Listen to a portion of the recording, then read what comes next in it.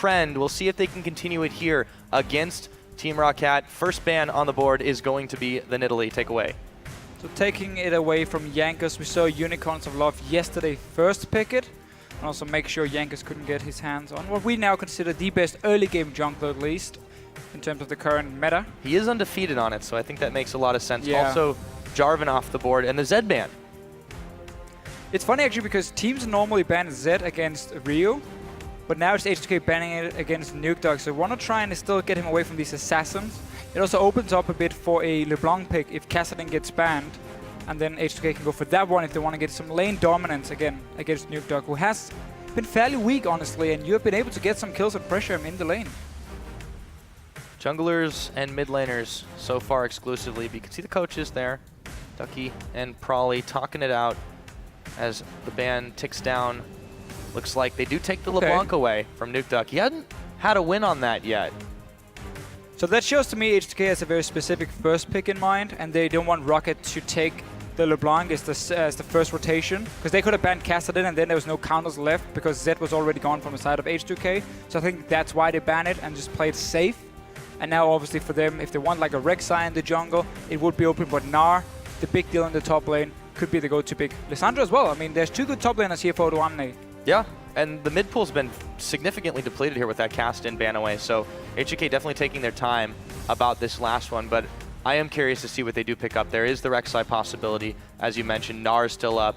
There's a lot of strong picks available, not just in the top lane. Yeah, and we haven't actually seen Lulix play Rek'Sai at all. It doesn't seem to be his kind of champion, at least from just judging in the past few games, where instead, Odoamne has been also one of the big carries, so getting a comfort pick for him and one of the top picks in the game, the Gnar in this case, I think that's a smart idea. Certainly makes a lot of sense, and the Lissandra is also kind of a no-brainer in this situation. Although, ROCCAT have not found a win in the game, they did pick that one up for Overpow. Looks like they will lock it in nonetheless, as well as the Lee Sin. Yeah, so ROCCAT going back to some early aggression in terms of their jungle pick up for Jankos. With Nidalee being banned, he takes the second best in terms of pure early damage you can provide, but Lee Sin has somewhat fallen down in terms of like the tier list of junglers, but now with Jarvan and Nidalee being banned, suddenly he obviously comes back to the top, actually taking it over the Rek'Sai, so really looking for some early aggression and also a Sightstone, which is where Lee Sin always will have the advantage. He's probably the jungler who's the most efficient with a Sightstone on him, and that's what you can use to kind of take over the map with him, which we know ROCCAT likes to do. On H2K's side, haven't revealed much, of course, with just this Gnar. They're thinking about the Rek'Sai. It's definitely one of those higher tier picks, but as you mentioned, we haven't seen Lulix on it before. I'm curious to see if they do lock this one in, how they perform. The Sivir makes a lot of sense in this particular case. They had a fantastic game on it yesterday, 6-0-3. Hjarnan was able to pull it off, and we'll see if it does anything close to that again. I'm a little bit surprised about Rek'Sai, actually. Typically, you want some sort of hard engage when you're running Rek'Sai, but in this case, because they have the Sivir, you have that mobility now for all your champions, and that's what they're going to use to engage the fights. But Rek'Sai into Lee Sin, after the recent nerfs here at 5.1, 5.2, Rek'Sai has actually lost quite a lot of her early game damage, and if Lee Sin now gets to jump on her, he's actually going to win that one-on-one. So we're going to have to see if Jankos is going to try and sit in the jungle of H2K early on, trying to apply some pressure and not allow Lulix to go around, setting up all his tunnels here and look for these early ganks in the lanes, which we know Rek'Sai could do really well. Over for ROCCAT, pondering their bot lane right now. Well, I did have a successful game on Caitlyn. Do you think this makes a little bit more sense than the hyper carries he's been trying to play with lately? The whole protect the Woolite just hasn't really worked out, and now you've got a very safe lane, very easy to disengage with the Kate Janna. Yeah, very, very safe lane all around, and Janna against a very mobile composition as well. So once Sivir pops the ulti and you're going for the first engage through the Gnar, the Rek'Sai, you knock them away and obviously disengage the entire fight. So leaves a lot of options here for ROCCAT. You already have some hard engage through the Lissandra, you have some disengage with the Janna, and obviously a very strong lane for ROCCAT in terms of one-on-one with Lissandra top lane and the 2-on-2 in the bottom lane. So I wouldn't be surprised to see H2K considering a lane swap. But certainly we're considering something there. Crowd lets out a disappointed sigh with the Teemo Zillion. Yeah, I think that makes a lot of sense in this particular case. We'll see what they do end up locking in at the very end. Still looking for Ryu's pickup as well as Kasing's support. We've only seen Kasing on the Thresh. It's still available. He had a fantastic game on it, but he's going to instead lock in the Annie. So Sivir Annie, we saw it opening weeks, and it really, in the right hands, it was devastating. Yeah. Again, very, very strong team fighting composition from H2K. A lot of mobility, and obviously the Sivir ulti really helps Annie as well get the right engage, even if she doesn't have flash ready. So H2K just running a very standard European combo. You have such a good wombo combo team fight, and you have a lot of mobility coming in as well. I do really feel, though, that ROCCAT, in terms of the laning phase with this Janna Caitlyn, I mean, Caitlyn is one of the hard counters to Sivir in the lane, so H2K should be looking for a lane swap here. Get past the early game stages, start really scaling up on your Orianna in that mid lane, and then look for these big team fights once you have 2 items completed on your mid laner. Certainly on a roll with converting their laning into a mid-game power spike. We'll see if that trend continues here. ROCCAT now ticking down the timer and thinking about this Maokai for Overpow. I think it would work quite well, considering how many mid laners have been banned to put Nuke Duck on the Lissandra. Yeah, and also Maokai against the Sivir is a fantastic thing for the Maokai, because Sivir has no chance of killing him in the late game. Orianna as well, she's not a tank killer, so he's going to be able to dive onto the back line here and stay alive for such a long time, just locking down 2 carries at once. I really, really like the composition from ROCCAT. I feel like they have answers to nearly everything H2K can do through the Janna, obviously. You have the engage with the Lissandra and the Maokai as well, and you have strong lanes all around, except now, obviously, the one-on-one Gnar can do really well against the Maokai, so it's going to be about the dual lane if H2K wants to swap it or not. Right, that's the big question. And on ROCCAT's side, the big question mark for them is, can they execute it? Because, again, we've given them all this praise. Teams have been giving them these massive props for being able to come up huge in scrims and just perform incredibly well. But now with the scoreline they're sitting at, with the way they were beaten yesterday, it's a little troubling. Can they execute? This is definitely what looks like a more comfortable composition for them, though. Yeah, when you talk to the teams about ROCCAT, they all say early game is not a problem at all for them. They do really well in scrims. They can beat teams on 20 minutes. But then in the LCS, we see this very passive play style instead. I really feel like as a team, they got to just be more comfortable when they're on stage. And actually, don't be afraid to make plays. If you can do it in scrims, you can do it on the stage itself. And then we can maybe see ROCCAT be more aggressive in the early game. Yeah, just got to relax, got to let it go. But the lineups are locked in now, so tell us who you think is going to win this game. Tweet at LL Esports using the hashtag H2K win or ROC win. We're going to go ahead and check on those results in-game. The crowd is hyped. They're getting ready as we load up onto Summoner's Rift. It is, of course, Week 4, Day 2, H2K taking on ROCCAT. And again, 2 teams here really trying to break into that top 3 in Europe. Elements has lost a few games. Unicorns are Love are now tied with them, and ROCCAT and H2K are just behind them. They really want to take this win here, try and create some distance, and move closer towards the top spots in the league. It's definitely a fight for that side of the table. These 2 teams, very different play styles, though, we've seen come out of them. Oh, yeah. And ROCCAT are going to have to make some really strong early game pressure here to prevent this mid-game team fight power spike, but it is so troubling to deal with the number of weapons that this H2K side has. Yeah, that really is going to be the big thing for ROCCAT, and I feel like we have said it before. In this case, you gotta make sure you don't fall too far behind in the mid game, and you get to your late game point where the Maokai and the Caitlyn can really start shining. Otherwise, H2K can just run over you. Lissandra is good in terms of early mid game pressure. Falls off a little bit once people get QSS and cleanse. Mikhail's in the late game parts. But for now, looking like H2K is going to stay in the bottom side of the map. Remember yesterday they got the crooks and then went straight in to play very aggressive in the lane. Elements didn't expect it for some reason and actually pushed a wave and ended up dying for it, giving up a first blood that made Yanan so strong he could just roam around the map and take down every single turret. ROCCAT is not going to do the same. They're actually swapping to top lane. I feel like this is because they're expecting the H2K swap, and they want to try and like blind swap against them to trick them and then get the 2-on-2 on the top side. Won't work. Yeah, it looks like just going to be spending a little bit of time waiting there. As we've been very impressed just off that one game with the way Hjarnan and Kasing seem to have synced up together quite well. Yeah. And a lot of it was down to Element's misplays, but all the same, still, when you come in just out of the blue situation like that, just trying to fit into a team. It worked incredibly well for them. They're going to do the Krugs again. Now there is not going to be anybody to greet them in the bottom lane as we see the lane swap completed with the double jungling. Yeah, and you can see how H2K actually were expecting ROCCAT to be on the bottom side with the Caitlyn and Janet. That's why they're doing Crooks, because it also means now you can't freeze the wave, seeing as you weren't there at 155 when the minions came into the lane itself. So they're going to have to build up a big wave and push it, which means that Lulex and Odoamne should go down towards his bottom side and try and force Overpower away. Otherwise, he's going to get a lot of farm under this turret, seeing as it's not being frozen. Go ahead and toss that sapling in there. So yeah, the freeze up in the top side was completed. Kasing's going to try to chase Overpow away. Fire does work quite well on trees.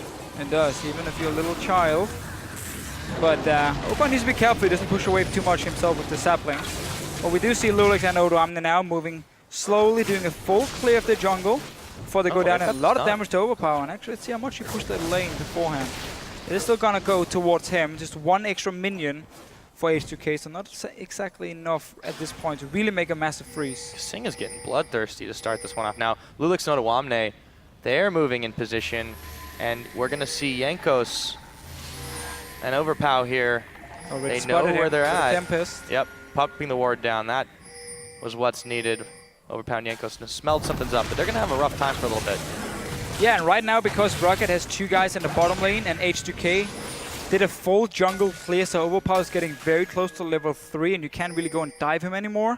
It actually means Overpower is going to get a lot of farm in this lane swap, while Odoamne had been forced to double jungle with Lulex, so he's actually going to fall slightly behind, especially because the wave is being frozen and Vanda is still sitting in this top lane, just waiting for him to return. Notice what Jankos did as well. Recall as soon as he realized the dive wasn't going to happen, because now Overpower is actually high enough level to stay alive. He goes straight towards the top side of the map, and he's ready now to go over and zone out Odoamne if he shows up alone in this top lane. Speaking of Odoamne, there he is. Going to be making his rounds up there. Vander hanging out in the brush as well. Jankos should go straight there after the Crooks. Looks like that's what he's on his way to do. He's on his way. Yeah, but it's definitely going to be tough if they decide they want to try to pull off the dive, just because of the Mega Gnar possibilities. Not being able to build up any rage anyways, though, just because can't get much damage. No, and also Lulex is on his way, so ROCCAT want to play it a bit more safe, warding up the river first. Jankos is still moving in. Now they're going to spot Lulex and realize they can actually dive them, and therefore a lot of farm being picked up. Though. Willet's actually able to pack away decently well at Lulex's health bar. He's going to be backing off. So once again, Odoamne is a little bit isolated, but Jankos isn't thinking about that. He's got crab on the line. We saw him go to the lane, and he was ready, had it just been Odoamne on his own, to actually go in and force him away. But as soon as Lulex showed himself, it actually turned into a very passive and defensive lane swap, where you've been defending your own top laner and therefore preventing the dives, and nobody's really punished each other too much. Both top laners have been able to get in the lanes and catch quite a lot of CS. Should be a small lead though for Overpower in terms of experience. I think this passive early game is definitely going to be what ROCCAT likes. It's their comfort zone. If they can do it, they tend to.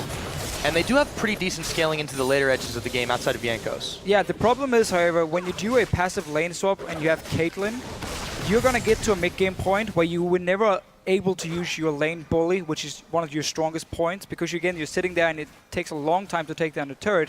What we have seen over in China with Caitlyn in a lane swap is you fast push the tower. Every single time you get the tower down, you swap back down to the 2-2 dual lane where you now have a BF sword ready, and you just bully that lane, now take another turret, and that's how you get your lead and trying to avoid this mid-game, which you are going to be weaker in. And in this case, ROCCAT built up a very, very slow wave, so they won't take a fast tower, but they will be able to get this one. There's plenty of gold as well for Woolite to get a BF sword, because 55 minions if you don't miss a single one, and you can actually go back and get a BF sword. So he's going to be more than fine in that case. He's just going to end up at this mid-game point where the Sivir can do more than the Caitlyn. Yeah, and one weakness, of course, of doing this lane swap is right there. You give up the dragon control. There's no one in the area to try and contest this as early as it is. Teleport being spent by Overpower just to get back to lane, but with Yarnan standing there, they're not going to be very well aware of this one. Tower will go down in the top in just a moment.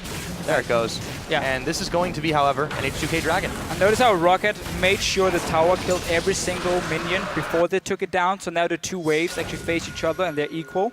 6 minions against 6. And so you don't get a push down towards H2K, which could have ended up in Odoamne just freezing it at his own turret. Now the Dragon is gone and denying a lot of farm from Overpower. So instead the two waves are going to be dead even and can actually just have Overpower go up there and pick up the farm. He had already used his teleport earlier, so he has to run from base. Odoamne will be there first trying to push it in. Opens up an opportunity finally for him to get a little bit more of that farm. Going the very tanky Gnar route to begin it. No surprises there. We haven't really talked much about this mid lane, but typically when you have an Orianna lane, especially facing down Alessandro, there's not as much you're going to be concerned about in the early game. Neither of the junglers really fixated on ganking either. It's really been more of a control the vision, control around the map, rather than trying to make an impact in the lanes. Yeah, we do see Nukeduck go for very early Hourglass. The large rock being picked up as the first item on Alessandro, so really getting ready for early team fights. We know how important it is. He's going to be one of the main engagers together with the Maokai to kind of dive in onto the Orianna or the Sivir, trying to lock them down before they can use all this mobility that they do have between those two champions. So we're going to go for a very early Hourglass, while obviously Overpower has again this mid-game weakness because of the Rod of Ages, needs to get stacked up, and he's going to get it fairly late due to it being in a lane swap. Notice how far behind the top laners are compared to the rest in terms of farm. Going to be a while before they're comfortable getting involved in these fights, so not so much Wet Noodle. Overpower takes quite a lot of damage as Odoamne goes back. Too many Gnar actually just throws quite a lot of boomerang shots at him, but yeah, it's going to be a while before those two are particularly useful to the team fights. That's true. You're going to see Gnar just keep being a bully against the Maokai, and a whole lot Overpower can do. Try and pick up some farm. It's going to mean his tower is going to take quite a lot of damage, which we saw H2K use yesterday against Elements. Just poke them down, the towers down in the lane, and then you use the Yarnan on Sivir to roam between the lanes and just take them with the fast push. In this game, however, Yarnan will be a bit more busy dealing with that Caitlyn in the 2-on-2 lane. We see it now, BF Sword and a long sword actually for Woolite. So 100% focus on combat stats in the lane, not mobility. A little bit of extra damage. Pretty close together in farm, but really didn't have too much of a challenge in either way when you have that lane swap. And you can bully around however you want. Ryu goes for a little bit of a roam, but he's going to get spotted by that pink ward, and he just turns around 180 degrees. It's a bit of a random roam by an Orianna in the late game. Oh, sorry, early game. We normally don't see that too often. Overpower is fairly low, so could have maybe gone for a kill, but the pink ward spotted him. And he will be fine in the mid lane as well. So we've gone back now to standard lanes, but Dragon for H2K, and again, they dodged this Caitlyn lane early on. So they can actually be very happy with the lane swap and how it went. Oh, make something happen. Not quite yet. There's nothing really to take on that side. But Nukeduck was certainly thinking about going in. Lulex, yeah, now he's going to be heading back to the farm. And Yanka's actually going to skirmish a Saber on Lee Sin. I haven't been the biggest fan of it.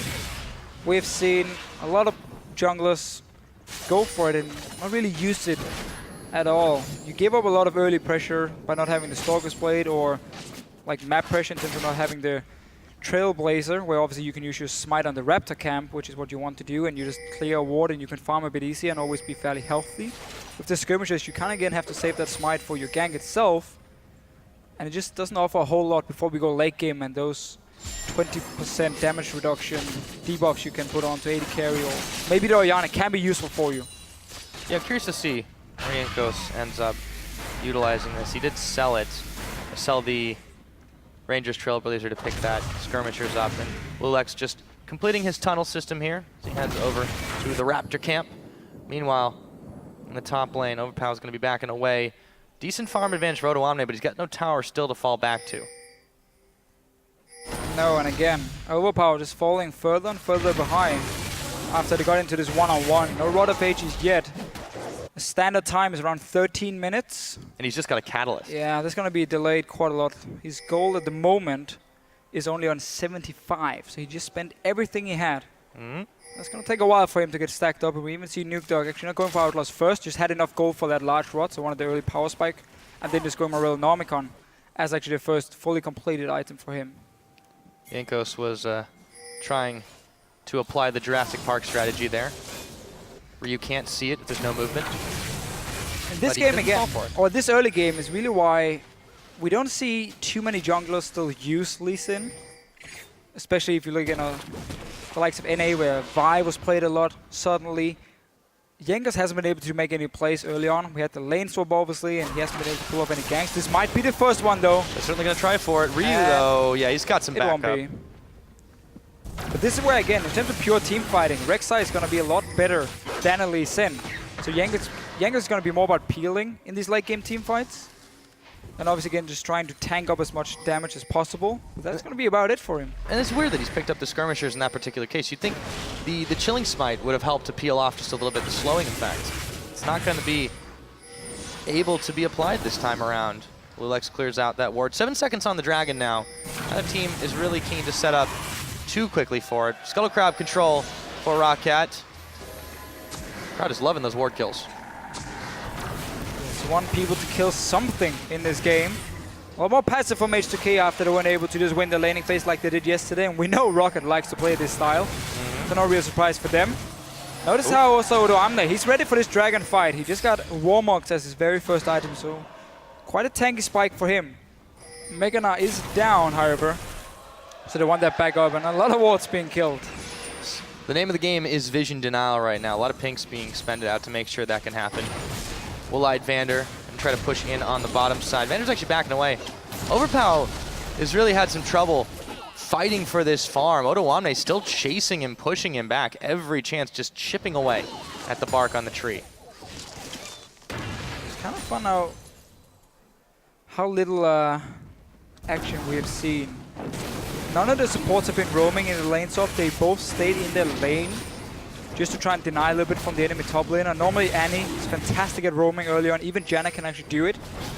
But no, there's no ganks in the mid lane or anything. The junglers have just been there to secure farm as well from the top laners. And because H2K got the first dragon, now got the second one. And again, we're getting towards this mid game point where Woolite doesn't really want to look for fights. He wants to try and flash me down a few turrets, but that's not going to happen. Because the laning phase is still going. So H2K currently can be very happy. Yeah. Despite the fact that Kasing does take a big ace in the hole, Kjarnan still fairly healthy, spell shields away the Peacemaker. It just seems like H2K, they're not particularly keen on fighting it out right now, even though they should have a pretty decent power spike going forward. And they also continue to try to just get in and take a numbers advantage, a quick gank, but there's so many wards here that H2K is just clearing them out and walking away. Yeah, but again, they do have to be a little bit careful. They don't allow Woolite and Vander here take down too many of these outer turrets. The first one is already gone. This is why you want that Caitlyn into Sivir. There's nothing she can do against you. Now they can just swap to the mid lane and just have only the Orianna to try and wave play against Alessandra, against the Caitlyn and a Janna. That's not going to happen for H2K. So last outer turret in this mid lane should be the next target, especially with the dragon being gone. And also Average Blade picked off here by Woolite. This thing towards the static shift. They want to go for the first gank now towards Nuke Duck. Well, you know the Rek'Sai scream. That's happening here too. Oh, he's going to wander a little bit too close, and there goes the Tibbers, the Shockwave, and the first blood. It goes to Ryu. Well done. Well done here. Just sitting and waiting. They actually placed the ward after the Tibbers went down, but they saw Jankos move over there, and then simply destroyed him. Nice little roam by Kasing. The first time we see him really move out of his lane. Yeah, waits for the perfect moment to strike and drops the bear. They combo a couple of ults, but it was definitely well worth the first blood. And now Kasing hanging out in the mid lane with Ryu, waiting for the mini wave to arrive to push it in. And we see already Woolite in this mid lane. Ooh! It's going to be the next turret for him. It's quite the distance there. Ryu is double buffed.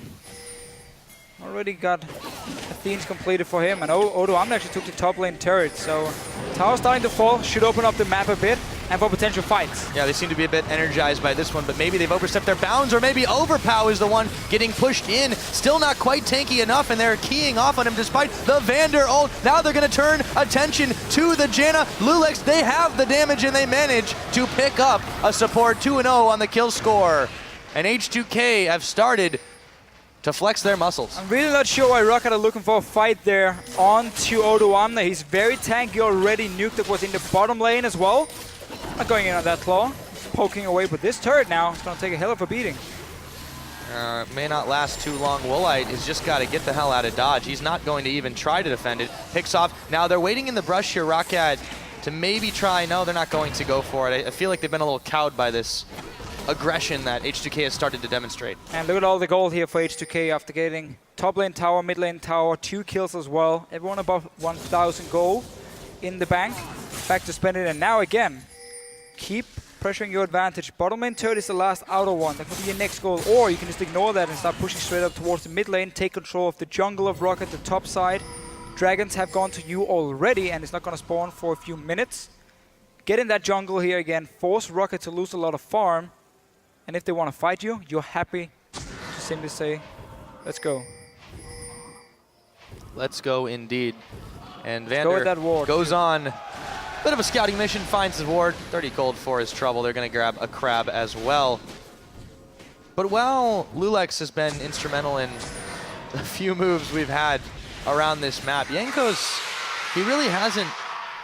He's tried to get involved and he's tried to set up ganks, but Has he? H2K, he's tried, not successfully. Okay, sure, you're right. You're right. He just seems to be wandering at this point a little aimlessly. They're not really going for objectives. ROCCAT is just sort of playing this out. I don't want to say passive because that doesn't seem to do it justice. No, again, one of the reasons I guess he's picking this is just for that side Whoa! Yanen here. Yep, He's in spell trouble. shield is burned on the hunt. Nuke Duck flashing tomb. And he claws his way out. 1, 2, 3. Nice little pick by Nuke Duck. We see all the wards on the bottom side here by ROCCAT. And Nuke Duck was unspotted. Picks up the first kill for them. And actually Righteous Glory for Overpower. So no Rod of Ages here. He wants that extra mobility when he's engaging onto H2K's side, and the very mobile composition they do have. It will make him slightly weaker. A bit squishy, he doesn't have the same damage he would with a Rod of Ages, but he's then sacrificing himself for the team and the chance to actually engage in. You're going to have to see if he can stay alive. Again, it's going to make him fairly squishy in terms of these mid-game fights. Yeah, I think they're turning Jankos into the tank in this particular situation. Makes a lot of sense anyways, at least in fairly common build as Jankos tag teams. That he does not connect on the Sonic Wave, however, and Ottawamne is actually able to just push them both back for a moment as he goes Meganar and walks away for free. And obviously Overpower still, I mean, shouldn't be kidding ourselves because they're going to be extremely tanky. I mean, 500 HP on that Righteous Glory. So we're just nitpicking here. Typically we do see still Rod of Ages, especially when you're like diving onto 2 carries who can't really kill a tank. You just want to invest as many resources as possible onto your Maokai. He gets really, really tanky 2 items very early, and he can just stay in these fights forever. He's on to Ottawamne here. Yeah, and he has found some Jankos damage. coming as well. Is ready for the tag team once again, but Overpow's actually backed away. There we go. Flash Ottawamne, though.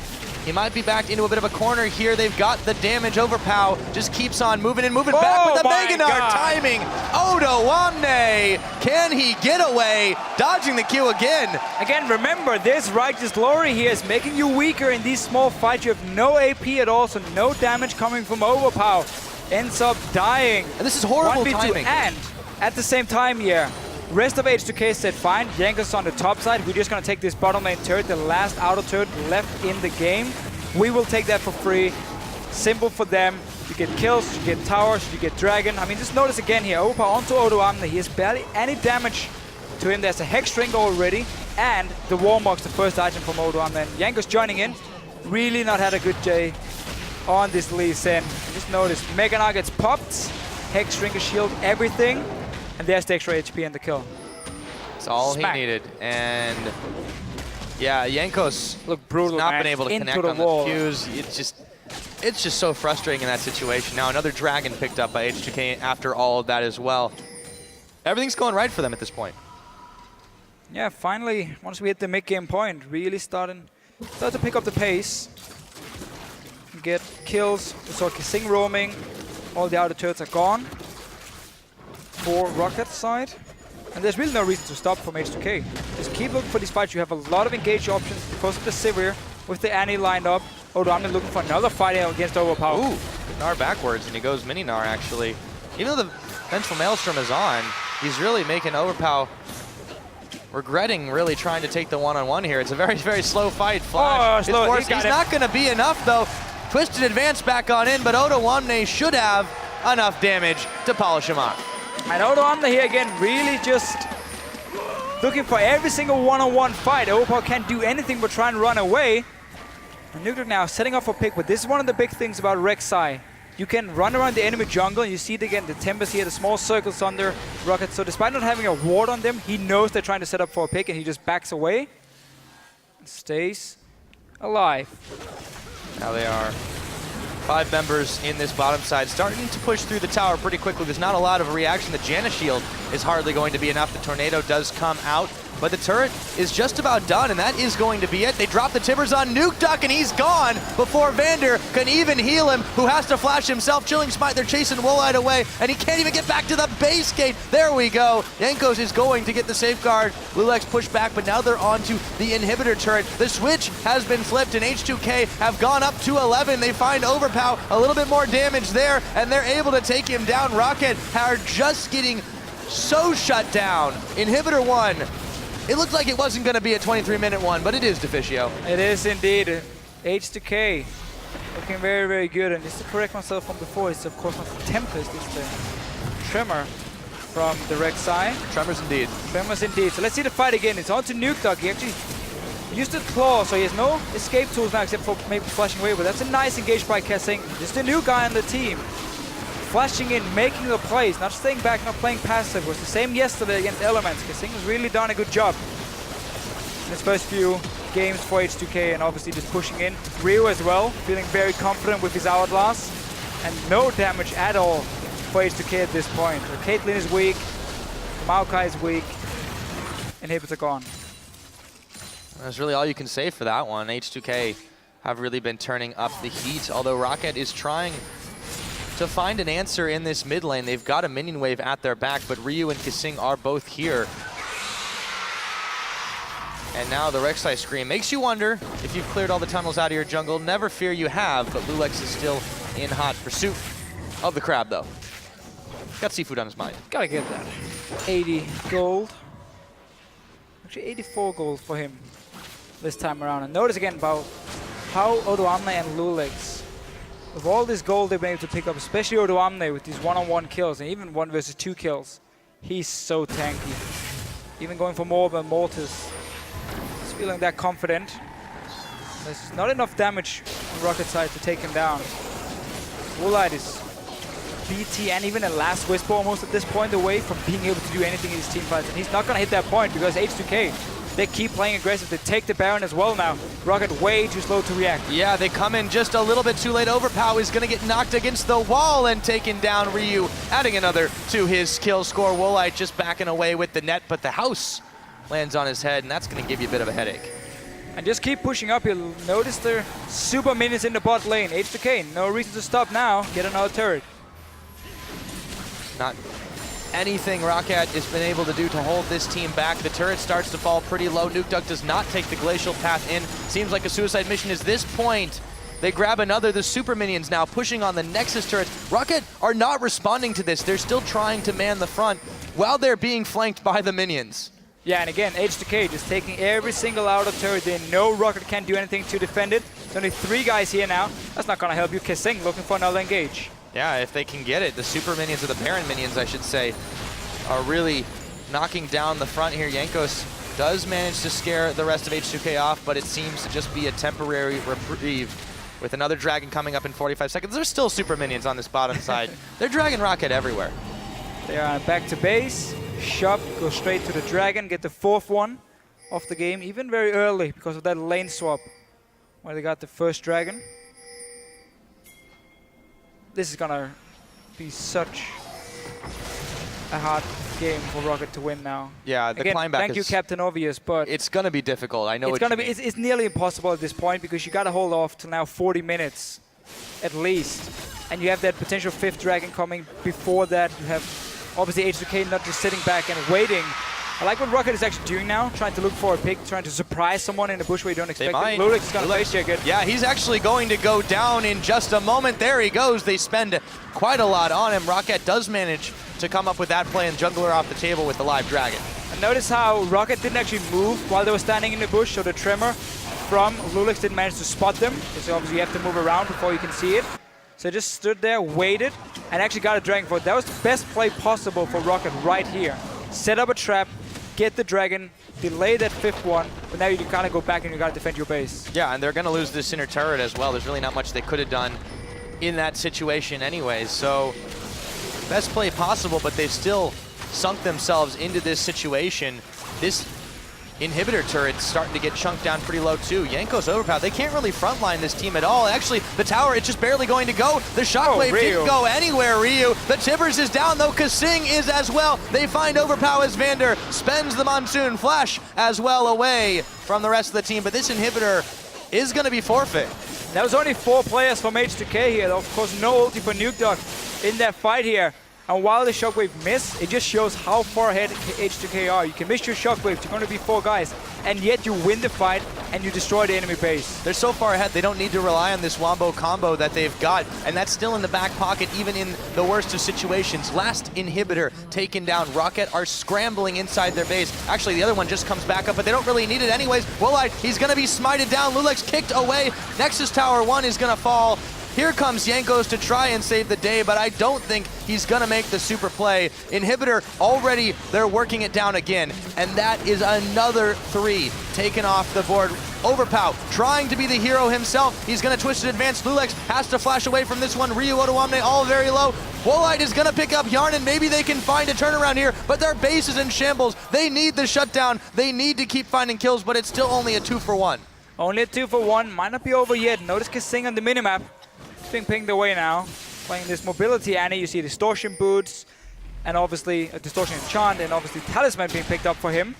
So really just putting so much focus on buffing up every single guy in the team to speed them up and keep looking for fights and catching out ROCCAT.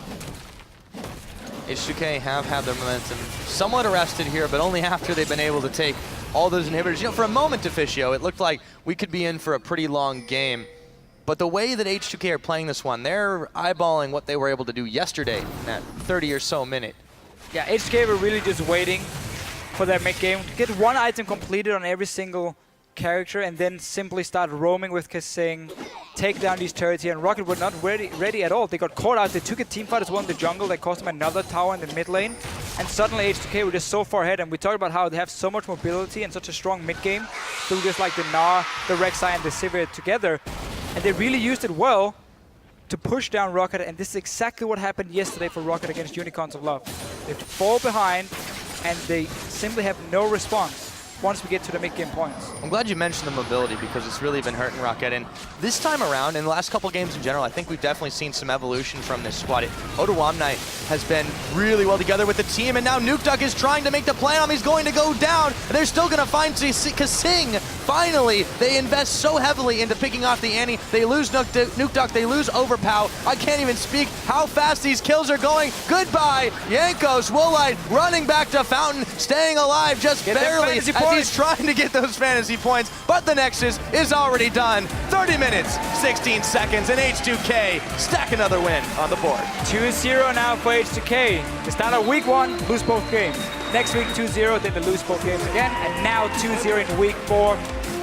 What a great week for them. The trend continues. H2K, yeah, another quick game. That actually... 31 minutes yesterday against Element. That beat their record from yesterday. Yeah, they did it in 30 minutes, 16 seconds. Smiles all around, and Kasing, the new guy on the team, you can't get much better than a 2-0 start. And we had this talk here about H2K having some problems in terms of shot calling. Beforehand, there were too many people trying to call what was going to happen, and they didn't always agree. Now, after they made this change, and Kasing has to come in as support, we don't know if he's making those calls, or maybe it's just relying more on Otoamne, who we know is a very aggressive shot caller. He wants to go in, he wants to fight. We've really seen H2K push their advantage 2 games in a row now against Elements and ROCCAT, 2 very, very strong teams, but also 2 teams who struggle in the early game.